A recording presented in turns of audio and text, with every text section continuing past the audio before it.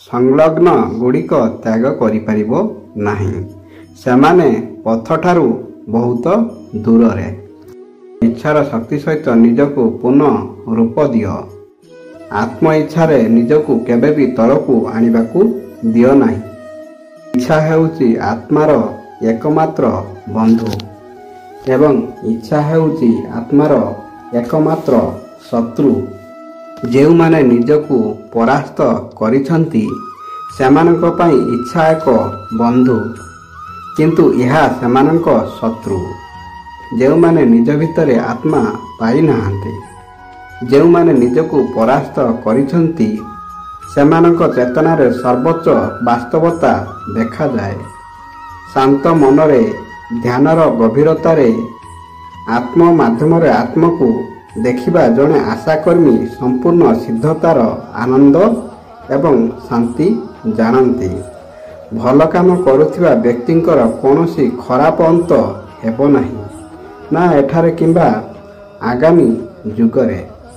ज्ञानर पथ अपेक्षा गभीर अनुताप एवं ध्यान भल। तुमर मन मो उपर स्थिर होई जोग अभ्यास द्वारा निजको अनुशासन कर। जेउ माने सर्वदा मते अनुभव करिछंती सेमानंक पई मु सर्वदा उपस्थित। जने व्यक्ति जहा चाहिबो ताहा होई पारे जदि से क्रमागत भावरे विश्वास सहित इच्छा करुथिबा जिनिस विषय रे चिंता करे। मन अत्यंत चतुर जहा व्यक्तिर हृदय रे अशांति सृष्टि करे। जेहेतु सेमाने मो पाखकू आसंती मु मध्य सेमानंकू ग्रहण करे।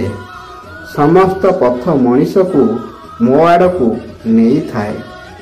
इंद्रियरु प्राप्त आनंद प्रथमे अमृत भंडा परी देखा जाए किंतु शेषरे यह विष परी तिक्त होई जाए। जेतेबेले ध्यान को आयत्त करा जाए मन एक पवनहीन जगार दीपर निया परी स्थिर रही थाए। हे अर्जुन मो पाई तीनोटी दुनिया रे किछि पाइबा पाई किछि नाही किंबा मोर किछि नाही। मु कार्य जारी रखिछि किंतु मोर निजर कौनसी आवश्यकता द्वारा मु चालित नुहे। कर्म मो सहित जड़ित नुहंती कारण मु सेमानंक फलाफल सहित संलग्न नुहे।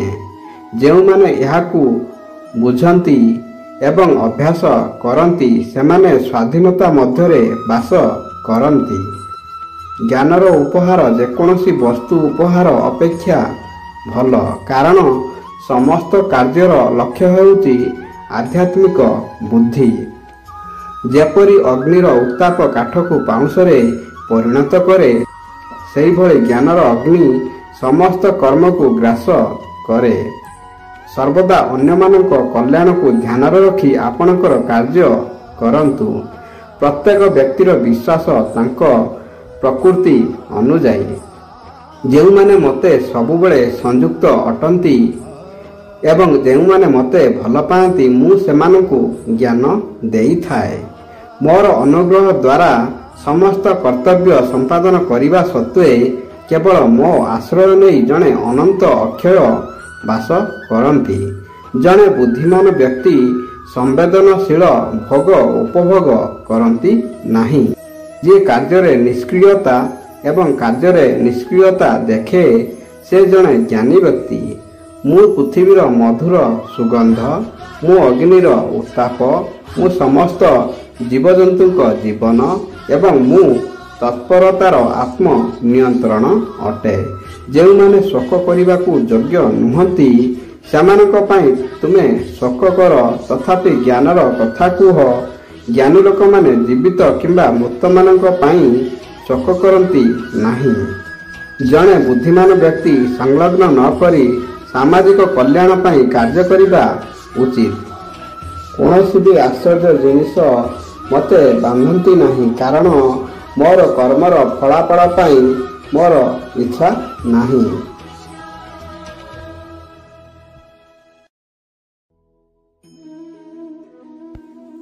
बंधुगण भिडियोटी भल लगिले भिडियो को गोटे लाइक एवं आम चैनल को सब्सक्राइब करने को भूलिबेनी।